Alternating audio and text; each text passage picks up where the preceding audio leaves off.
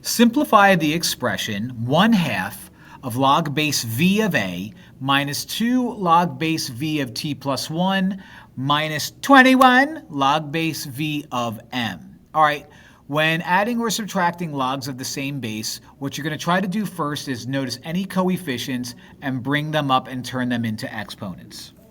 So the first thing we have is log base v of a to the 1/2, which I'll clean that up in a minute, minus log base v of t minus 1, rather t plus 1 squared, minus log base v of m to the 21 power.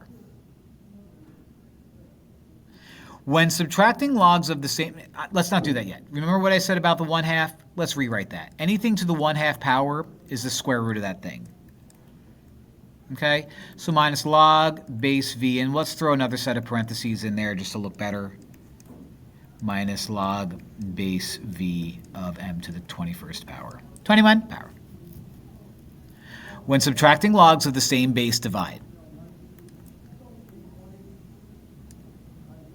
So you become log base v of the square root of a all over t plus 1 squared minus, again, log base v of m to the 21st power.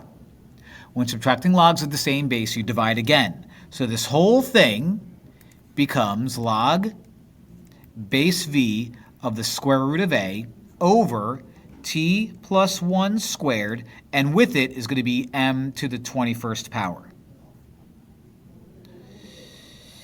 which looks like A.